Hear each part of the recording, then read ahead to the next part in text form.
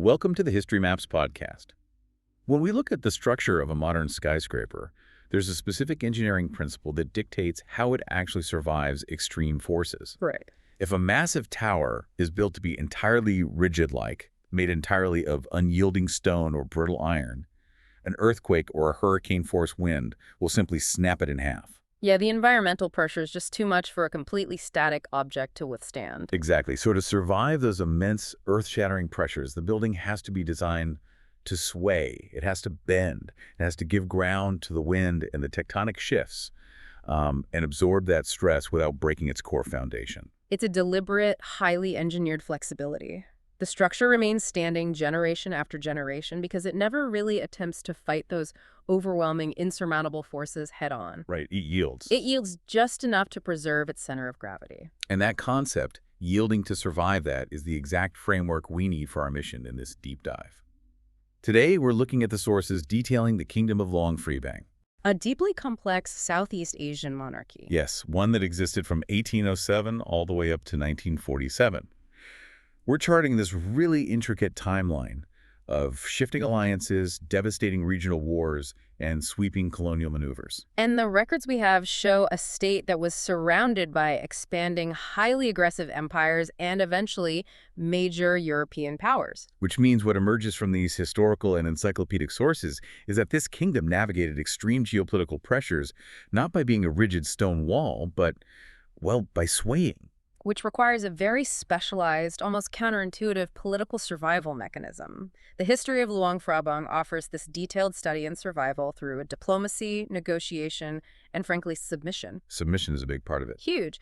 We're examining an absolute monarchy that managed to maintain its core cultural and royal identity despite constantly losing its actual sovereign independence to larger powers. Right. The treaties, the succession timelines, the geopolitical shifts we see in our materials, they all point to a kingdom that was just exceptionally adaptable. So we're tracing the evolution of Luang Phrabang from a splintered faction of the once massive Lanzang kingdom into a fragile vassal state, and finally into the foundational core of modern Laos. Exactly. We're going to examine the mechanics of how this functioned on the ground, for the people actually living through it. Because that's the key. Right. The central question for you, listening to this, is how a kingdom survives for over 2 centuries. By essentially agreeing to be conquered over and over again. Well, the narrative really begins with a catastrophic fracture. The kingdom of Luang Phrabang didn't emerge during some golden time of peace and prosperity.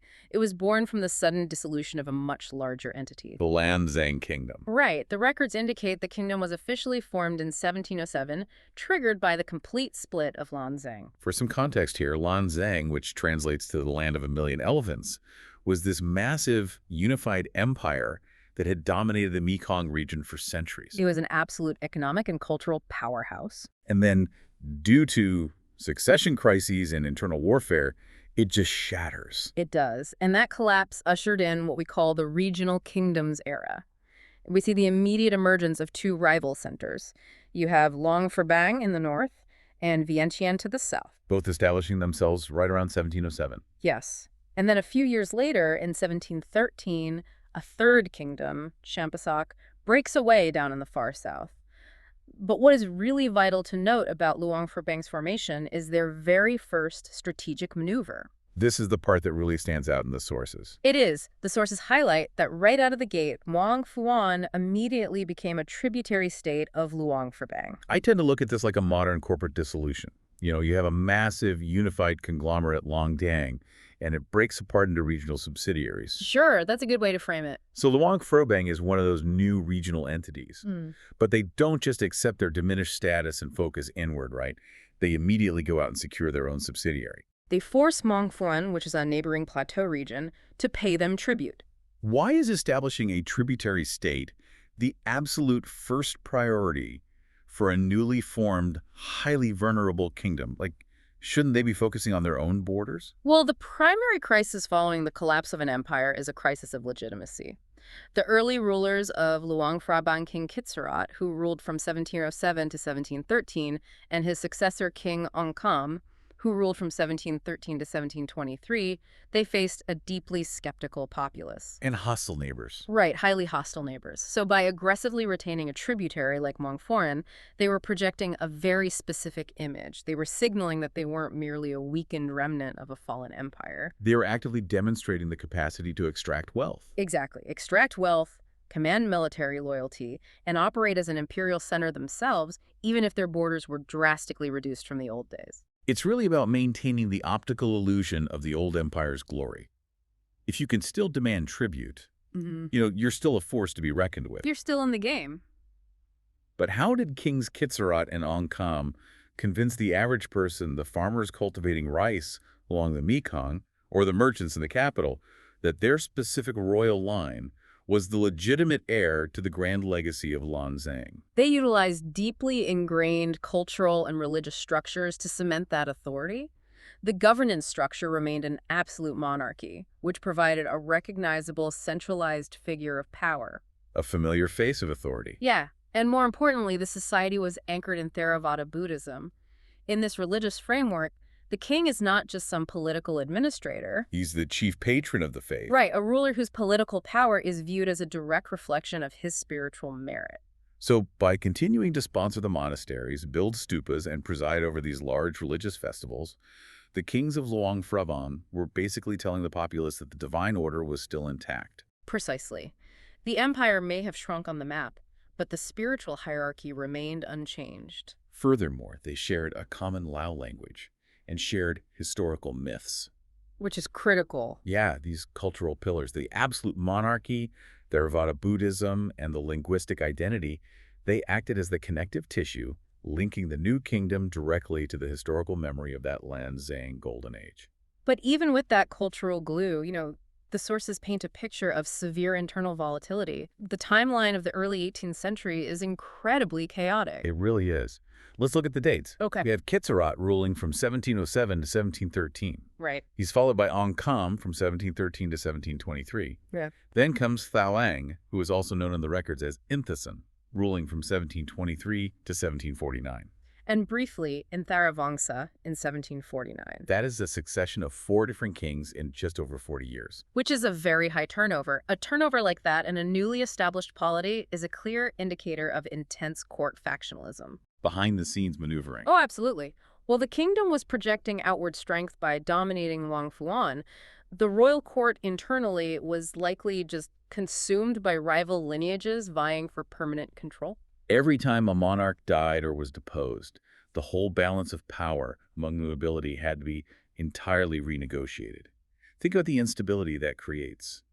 Every royal transition brings a total shift in policy, a reshuffling of military loyalties, and a moment where the state's attention is entirely focused inward on palace intrigue. And in a geopolitical landscape as ruthless as 18th century Southeast Asia, broadcasting internal vulnerability is incredibly dangerous. It just invites ambitious neighbors to test your borders. Which leads us directly into the next phase of the timeline. From 1749 through 1819, that internal fragility is heavily exploited by external powers. The monarchy weakened significantly over the decades. It did. And the rigid structure of their independence began to face overwhelming pressure from the West and the South. This brings us back to that swaying building analogy we started with. The sources show that Luang Phrabang couldn't withstand the pressure and became a vassal to the Burmese monarchy. This occurs under King Satika Kumane. Right, who ruled from 1749 to 1768. He becomes a formal Burmese vassal from 1765 to 1768. And the submission continued under his successor, King Surinyavong II, who ruled from 1768 to 1788. He spent his entire reign as a vassal to Burma. Which is a long time. Now, we should probably define what a vassal state actually meant in the context of the 18th century Southeast Asian political system. The Mandala system, yes.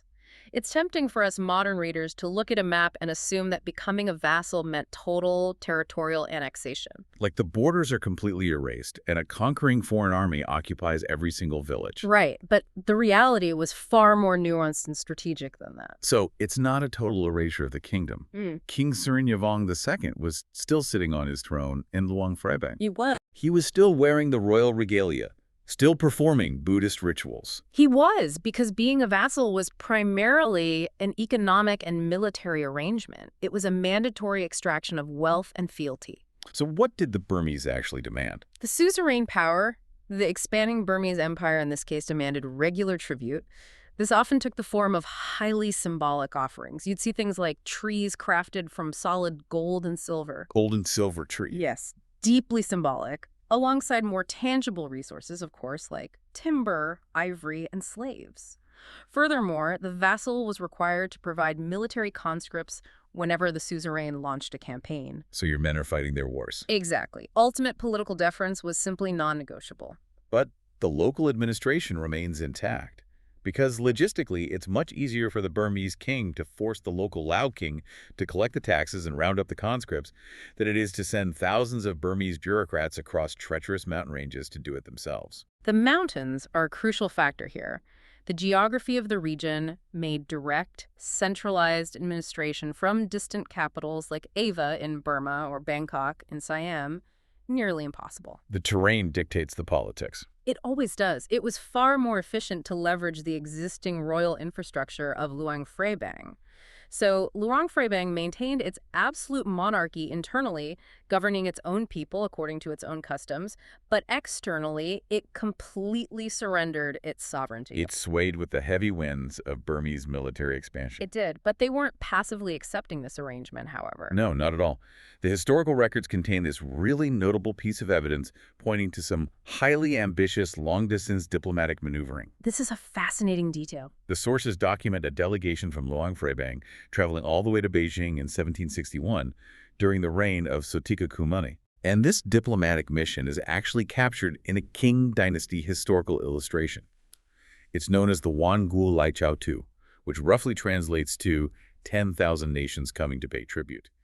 The painting explicitly depicts delegates and civilians from Luang Phrabang at the imperial court. That 1761 delegation to Beijing is a profound indicator of Luang Phrabang's grand strategy.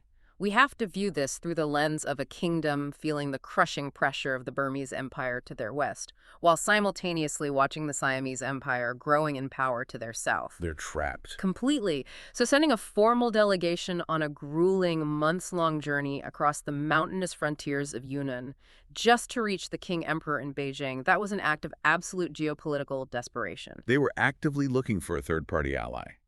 They were trying to find a power massive enough to intimidate both Burma and Siam. They were attempting to insert the Qing Empire as a counterbalance, and the logic was sound, you know? If Luang Phrabang could secure formal recognition and perhaps an implicit guarantee of protection from the Emperor of China, it might force their immediate, aggressive neighbors to hesitate before attempting full annexation. It's a classic doctrine of survival for small states caught between regional powers.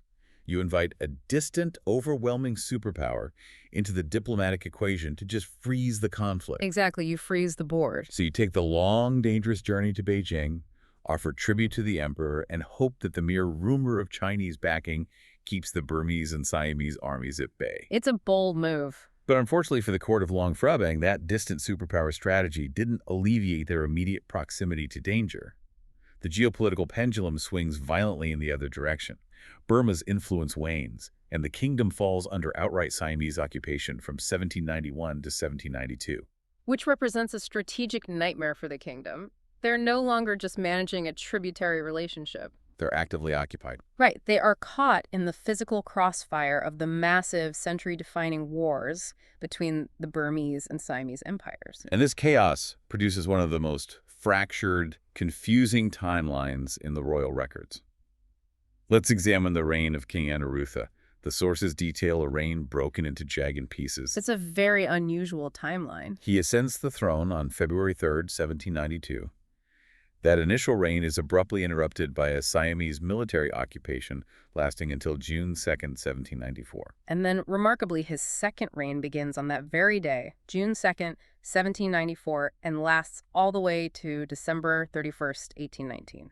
The mechanics behind that interruption and reinstatement, I feel like that's fundamental to understanding how power actually operated in this theater. It is. Because the immediate question that comes to mind is, how does a monarch survive that? Anuruddha gets the throne in early 1792. The Siamese army marches in and occupies his capital, and he loses power.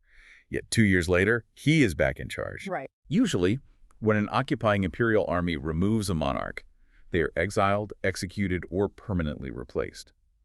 How does a deposed king negotiate a return to power from the very foreign army that just conquered him? Well, it reveals the fluidity and pragmatic nature of Siamese imperial strategy at the time. The occupation from 1792 to 1794 was likely a punitive expedition, rather than an attempt at permanent direct colonization. So they didn't want to stay forever. No, Siam wanted to exert absolute control, neutralize any threat of Luang Phrabang aligning with Burma, and extract resources.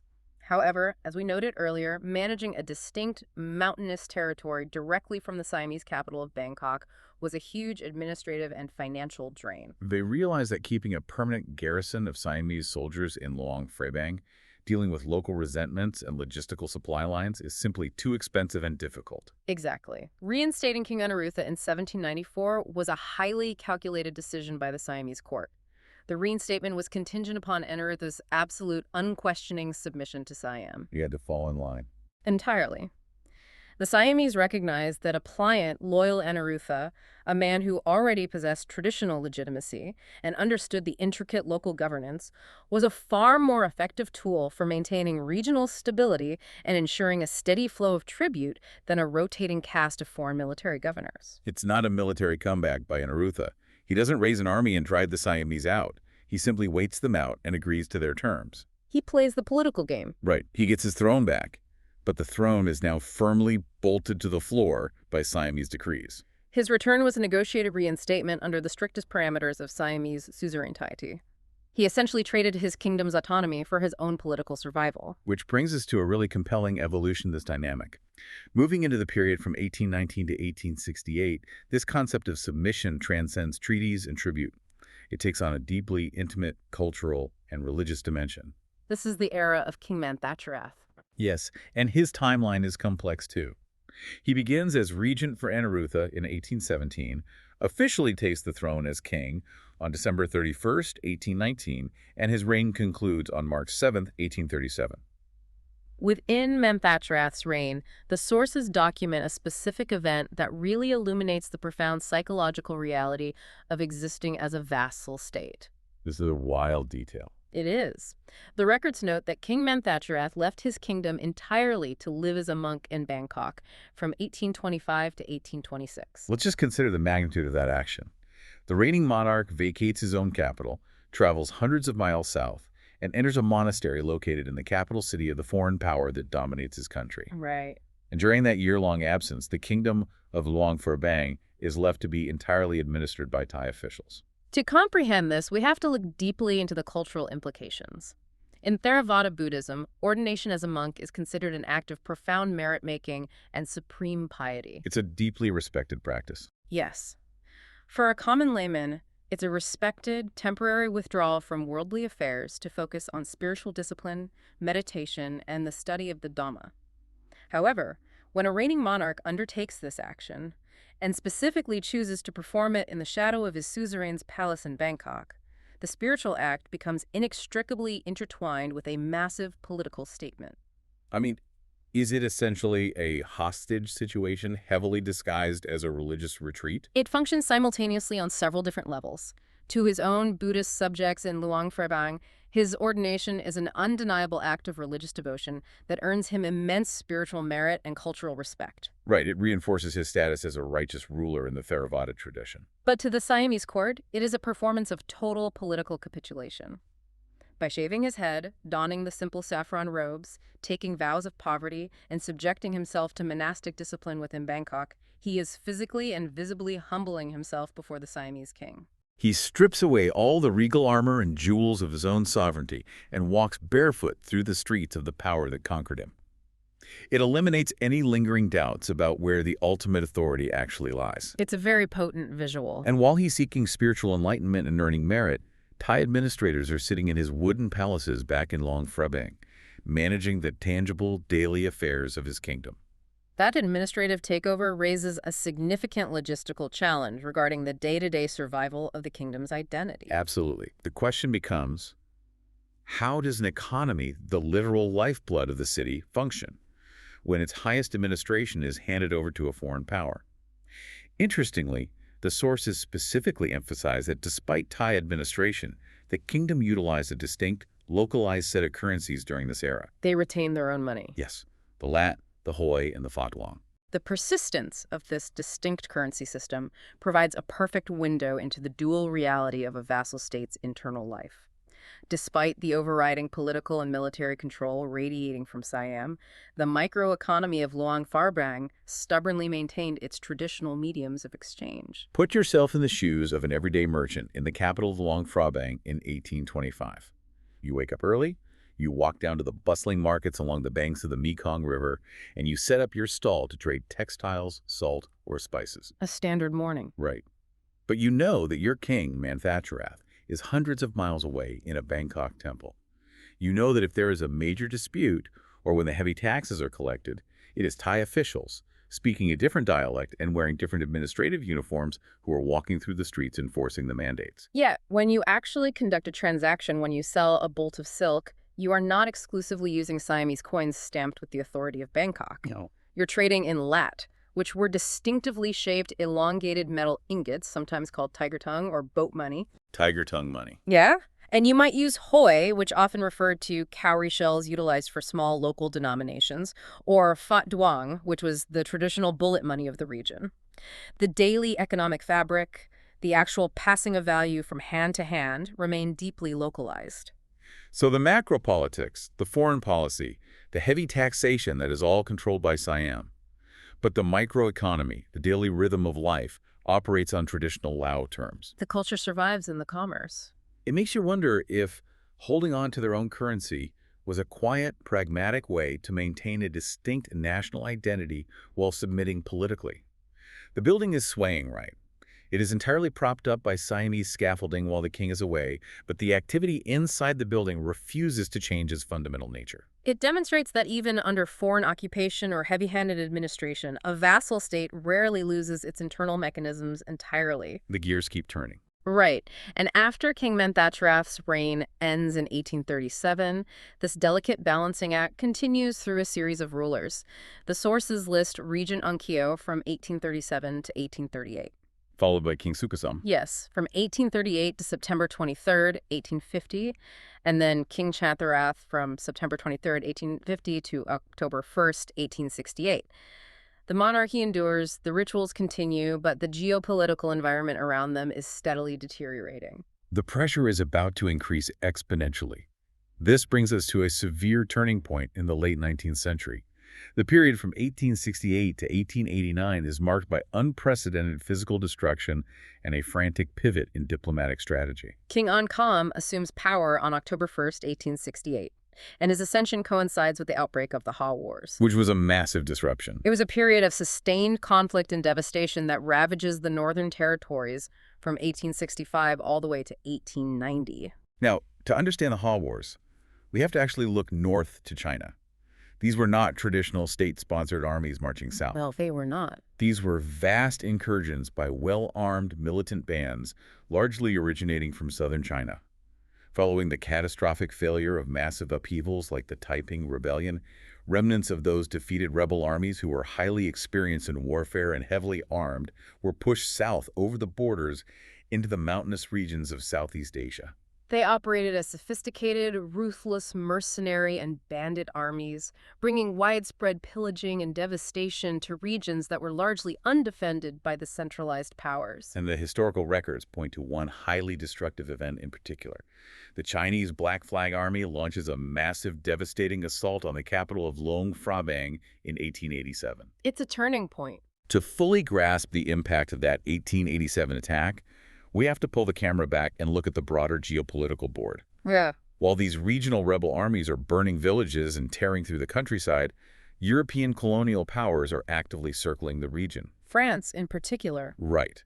France has already established a firm foothold in Vietnam and is looking hungrily westward toward the resources and trade routes of the Mekong River. The sources specifically note that a French consulate had already been established right inside the capital of Luang Phrabang in 1885. The presence of that consulate is highly significant. The French diplomats are sitting in the capital, mapping the terrain, assessing the political weaknesses, and frankly, just waiting. Gathering intelligence. Absolutely. And Siam, acting as the suzerain over Luang Phrabang, is acutely aware of this European threat. They see the French expanding their influence and attempting to draw their vassal away. So Siam tries to lock it down legally. Yes. In an attempt to secure their territory, Siam signs a treaty with France on May 7, 1886. In this treaty, France officially recognizes Siamese suzerainty over Luang Phrabang. Siam thinks they've solved the problem. They believe this legal document has successfully boxed the French out of their territory. They have a signed treaty from a European power acknowledging that Luang Phrabang belongs to Bangkok. However, the colonial diplomacy of the late 19th century was defined by ruthless pragmatism and opportunism. Treaties were just paper to them. Pretty much. France may have recognized Siamese claims on paper to momentarily ease tensions, but they continued to sponsor exploratory expeditions, survey the region, and actively search for any plausible pretext to expand French territorial control to the Mekong. And then the pretext arrives. The 1887 Black Flag attack shatters the status quo. The perfect storm for the French. This heavily armed, organized force breaches the defenses of the kingdom and attacks the capital city itself. Temples are looted, wooden structures are burned, and the population is thrown into chaos. This creates a moment of profound existential crisis for King Oncom. The fundamental, unwritten contract of a vassal-state relationship is that you surrender your wealth, your sovereignty, and your pride in exchange for physical protection. Right. Siam is supposed to protect them. Exactly. But when the Black Flag Army attacks the capital, the Siamese military apparatus completely fails.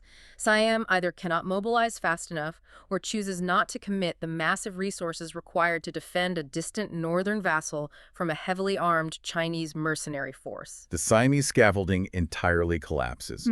The building is taking a direct structural hit, and the suzerain who demanded tribute and loyalty for decades is completely absent when the walls are breached.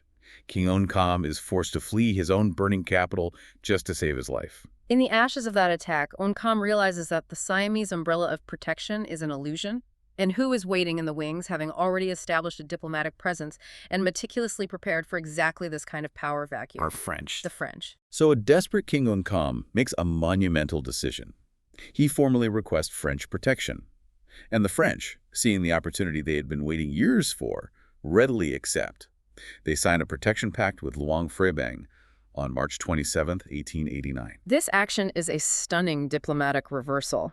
It directly ignores the furious protests of the Siamese government in Bangkok, and it effectively nullifies the treaty that France had signed with Siam just 3 years earlier. The diplomatic whiplash here is intense. In 1886, France signs a treaty agreeing that Siam owns the kingdom. 3 years later, they bypass Siam entirely and sign a treaty with the kingdom itself, promising to protect it from Siam's enemies. It's pure colonial maneuvering. Let's look at the incredible opportunism of this moment and how a monarch like Oncom must have weighed these terrifying choices. He's effectively trading one colonial overlord for another. Oncom's decision was likely born of stark, immediate reality. He had to weigh the immediate physical survival of his royal court and his populace against the abstract concept of sovereignty. A sovereignty he arguably hadn't possessed in any real sense for over a century. Right. Siam had fundamentally failed to protect him from a visceral, immediate threat resulting in the destruction of his city.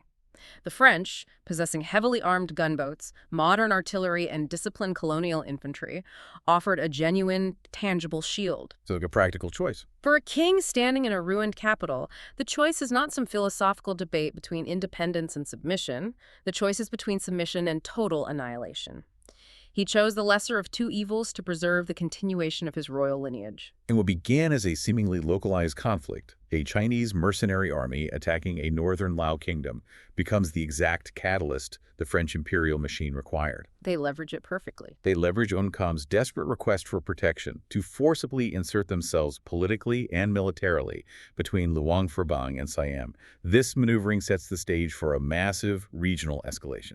The growing tensions between Siam's desire to retain its empire and France's aggressive expansionism culminate in the Franco-Siamese conflict. A very short but intense war. Yes, a brief but decisive clash lasting from July 13th to October 3rd, 1893. This conflict peaks with an event that changes the map of Southeast Asia, the Paknam Incident. French warships bypass the coastal defenses and enter the Chao Phraya River, sailing straight toward Bangkok. We must analyze the Paknam incident by zooming out to the global imperial context. The map of Asia at this time features Great Britain rapidly consolidating its massive hold on Burma to the west, while France aggressively expands its control over Indochina to the east. And Siam is stuck in the middle. Siam, and by extension its vassals like Luang Phrabang, functioned as the critical, fragile buffer zone, keeping these two massive European empires from sharing a direct, highly volatile border. And the sources explicitly state that this French naval aggression, sending warships up the river to threaten Bangkok directly, was contrary to specific prior promises France had made to Great Britain regarding the preservation of Siam as a neutral buffer. That broken promise is critical to understanding French motives. By openly violating assurances made to the British Empire, the French demonstrated just how overwhelmingly valuable the control of the Mekong territory was to their long-term imperial strategy. They really wanted it. They were willing to risk sparking a major diplomatic or even military crisis with a rival European superpower just to force the Siamese court to capitulate. Let's visualize this as a high-stakes poker game. You have France and Britain sitting across the table from each other, quietly agreeing on the rules of engagement, using Siam and its vassal states as the chips in the middle. Right.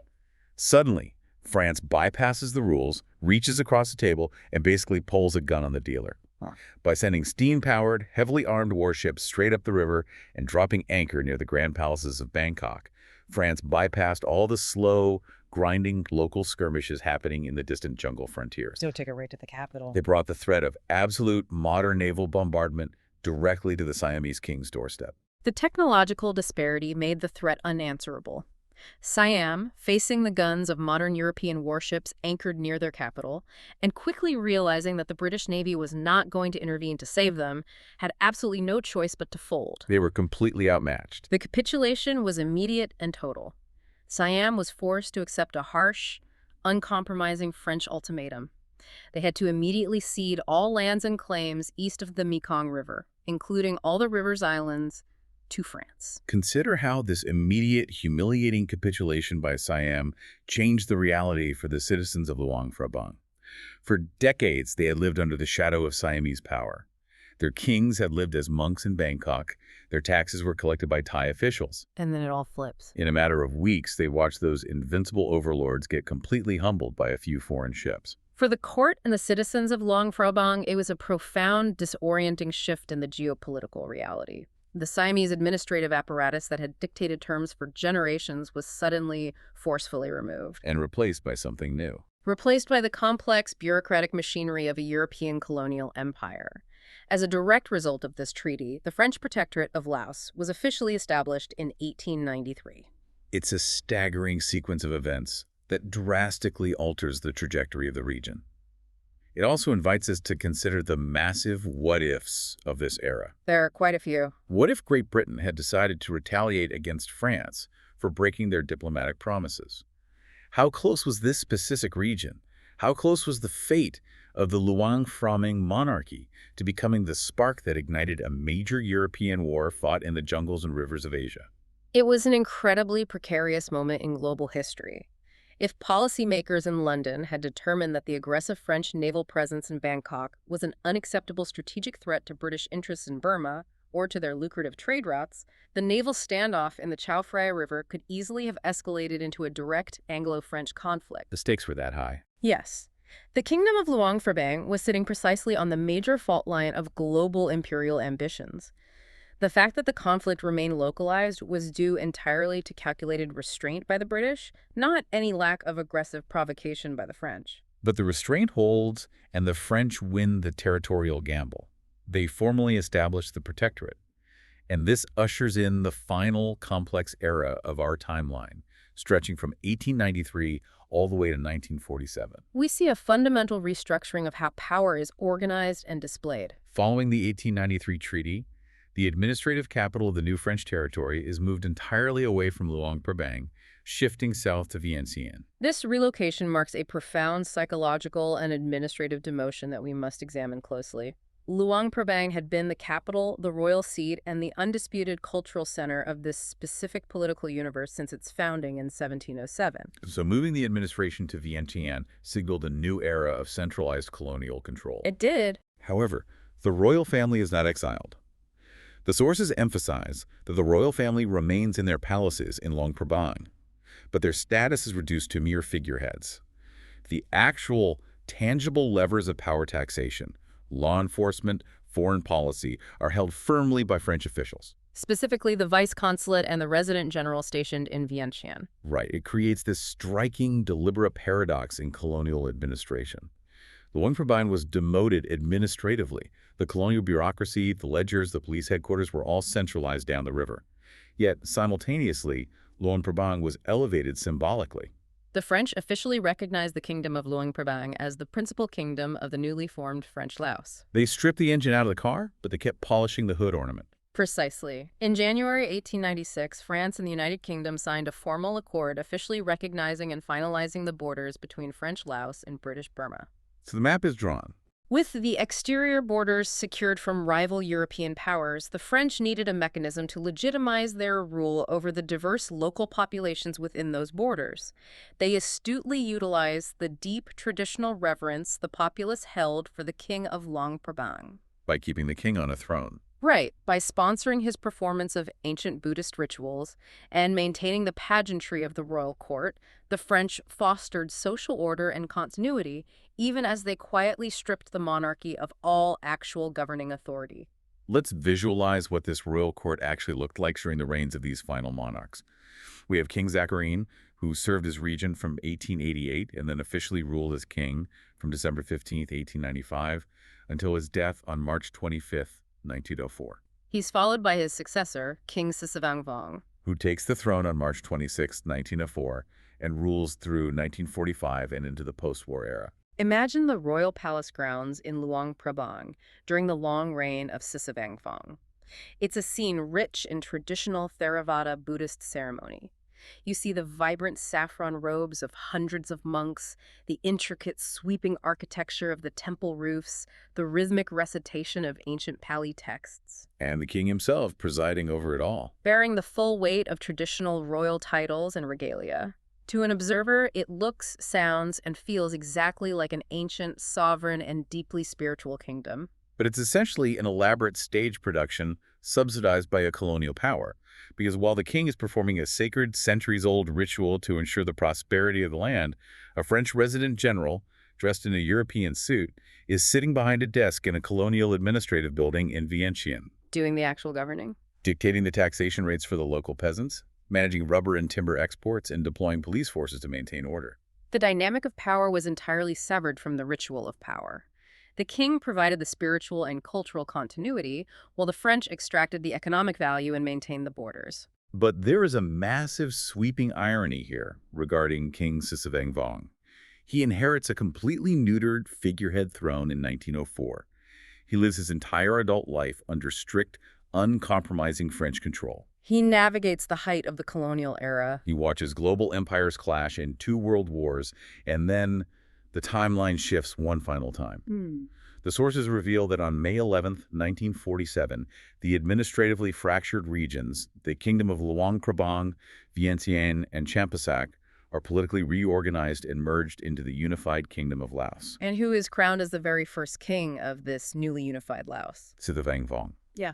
The man who spent decades as a figurehead. It's an incredible historical narrative arc. He survives the entire suffocating colonial period by simply playing his designated part, only to emerge at the end as the head of a unified modern state. It forces you to ask, is survival in the grand sweep of history sometimes just a matter of stubbornly outlasting the empires that conquer you? His ascension as the first king of a unified Laos is the ultimate testament to the endurance of that swaying building strategy.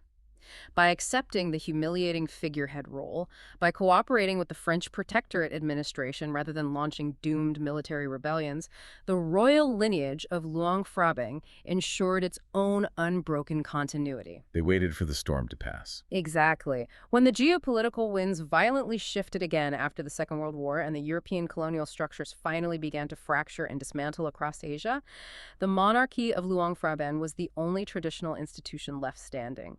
They retained enough historical and spiritual legitimacy to serve as the unifying symbol for an entirely new nation. It was the ultimate long game. They played a multi-century strategy of endurance, and that patience eventually paves the way to full sovereign independence for the Kingdom of Laos in 1954.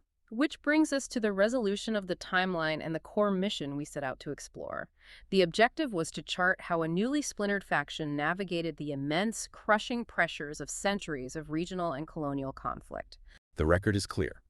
The historical record demonstrates a consistent, unbroken pattern, the deliberate sacrifice of immediate political autonomy and territorial sovereignty in order to ensure the survival of the cultural core and the royal lineage. So what does this vast, complex history mean for us looking back at these sources today? It leaves you with a profound historical paradox to consider long after this deep dive ends. The paradox of submission. The Kingdom of Luang Phrabang spent nearly 2.5 centuries systematically sacrificing its own independence. They submitted to the military demands of the Burmese. They submitted to the occupations of the Siamese. They sent desperate tributary delegations across the mountains to China. They handed their internal economy over to Thai officials, while their king humbled himself as a monk in a foreign capital. And finally, they submitted to the immense machinery of the French Empire, allowing themselves to be turned into mere ceremonial figureheads while their actual government was moved to another city entirely. They bent to every single force that pushed against them. They never stood rigid. Yes, they yielded at every turn, all to preserve their royal lineage and their cultural soul. Yet, it was precisely this continuous, pragmatic string of submissions that kept the kingdom intact culturally, spiritually, and institutionally long enough to cross the threshold into the 20th century. It's a striking historical lesson. It allowed them to become the foundational identity of a completely modern, independent nation-state. Without their deep willingness to be vassals, without their willingness to bend instead of breaking against the winds of empire, the modern map of Southeast Asia might look entirely different today. Distinguishing the fragility of rigidity from the quiet power of endurance. Thank you for listening. History Maps. Learn history visually.